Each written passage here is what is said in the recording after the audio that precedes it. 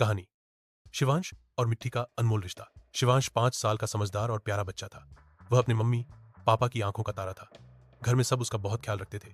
दादी उसके लिए कहानियां सुनाती थी, मम्मी उसके साथ खेलती थी और पापा हर शाम उसे पार्क लेकर जाते थे। एक दिन घर में एक नन्ही परी आई, उसकी छोटी बहन मिट्टी। सबके चेहरे पर खुशी थी। मिट्टी बहुत प्यारी थी, गोरी, चिट्टी, छोटी सी मुट्ठियां और कोमल मुस्कान वाली। सबका ध्यान अब उसी पर था। धीरे धीरे शिवांश को लगने लगा कि सब मिट्टी को ही ज्यादा प्यार करने लगे हैं। मम्मी अब दिन रात मिट्टी को दूध पिलाती थी, पापा मिट्टी के फोटो लेते रहते और दादी मिट्टी को झूला झुलाती थी। शिवांश चुपचाप एक कोने में बैठ जाता।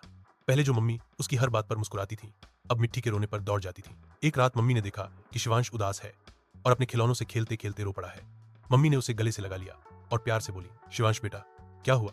शिवांश ने धीरे से कहा, अब आप सब मुझसे प्यार नहीं करते, अब सबको मिट्टी ही प्यारी लगती है। मम्मी की आंखों में आंसू आ गए। उन्होंने शिवांश का चेहरा सहलाया और बोली, बेटा, मिट्टी बहुत छोटी है, उसे थोड़ा ज्यादा ध्यान चाहिए, लेकिन हमारा प्यार तुम्हारे लिए कम नहीं हुआ, बल्कि अब तुम्हारी जिम्मेदारी बढ़ गई है। तुम तो अब बड़े भैया बन गए हो। उस दिन से शिवांश ने अपनी सोच बदल ली। उसने मिट्टी को गोद में उठाना सीखा, उसकी नैपी पकड़कर मम्मी को देना शुरू किया और जब मिट्टी हंसती थी तो वह सबसे ज्यादा खुश होता था। मिट्टी के लिए वह छोटी छोटी कहानियां बनाता, उसके खिलौने सजाता और हर समय उसका ख्याल रखता। एक दिन मिट्टी ने पहली बार भैया कहा। शिवांश की आंखों में चमक आ गई। वह दौड़कर मम्मी के पास गया और बोला, मम्मी, मिट्टी ने मुझे भैया कहा, अब वो मुझे पहचानने लगी है। मम्मी ने हंसते हुए उसे चूम लिया।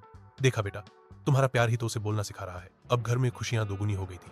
शिवांश को समझ आ गया था कि मिट्टी के आने से प्यार कम नहीं हुआ, बल्कि उसका परिवार और भी सुंदर बन गया। सीख मोरल, भाई बहन का रिश्ता सबसे प्यारा होता है। जब घर में नया सदस्य आता है तो प्यार बॉन्टता नहीं बढ़ता है। हर बड़े भाई को चाहिए कि वह छोटे भाई या बहन को अपनाकर पूरे परिवार को एकजुट बनाए। एक खुशहाल परिवार वही होता है जहां सब एक दूसरे की खुशी में अपनी खुशी देखें।